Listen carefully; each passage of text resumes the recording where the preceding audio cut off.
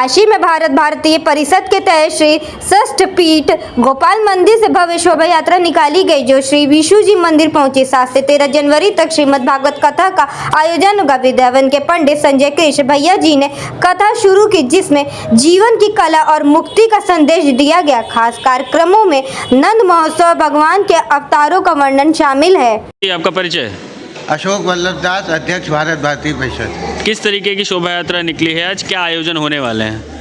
श्रीमद् भागवत सप्ताह ज्ञान यज्ञ का आयोजन भारत भारतीय परिषद के तत्वावधान में चौखंबा स्थित श्री षष्ठ पीठ गोपाल मंदिर से हमारी शोभा यात्रा आज प्रातःकाल मुकुंद राय गोपाल लाल जी की मंगला आरती के दर्शन के पश्चात अपने षष्ठ पीठाधीश्वर गोस्वामी श्याम मनोहर जी, जिनकी अध्यक्षता में ये महोत्सव हो रहा है, उनके द्वारा गिरधर जी महाराज की गादी पर पूजन के साथ हुआ।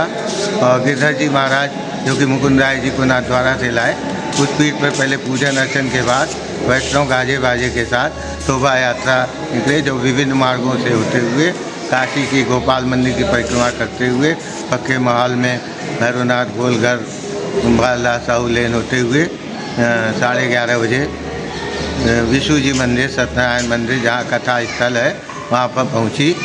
और कथा किसके द्वारा होनी है? और कथा हमारे वृंदावन से भागवत मर्मज्ञ पंडित संजय कृष्ण शास्त्री जी, जिनके मुखारबिंद से आप संगीत में कथा सुनेंगे। आज के कथा के क्रम में भागवत के महात्म्य की चर्चा होगी। इस प्रकार से प्रेत योनि में पड़ा हुआ दुनिकारी भी भागवत की कथा से वो प्रेत योनि से भी मुक्त हुआ। तो प्रेत योनि ही नहीं बल्कि मानव जीवन को मुक्त करने का, और मुक्ति का ही नहीं बल्कि आनंद से जीवन जीने की कला भागवत सिखाती है। इस उद्देश्य से ये सप्ताह व्यापी आयोजन है। 7 तारीख से 13 तारीख तक मंगलवार से प्रारंभ होकर के सोमवार 13 तक रहेगा, जिसमें नंद महोत्सव का भी रहेगा।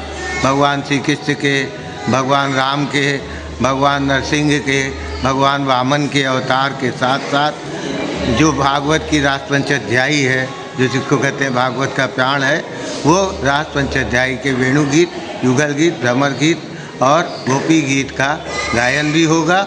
और साथ में सुदामा चरित्र के साथ हम लोग 13 तारीख को भागवत पर तुलसी समर्पण करेंगे, और उसके बाद गीता का 18 अध्याय का पाठ होगा, और उसके बाद सभी वैष्णव के महाप्रसाद की व्यवस्था नियमित रूप से की गई है।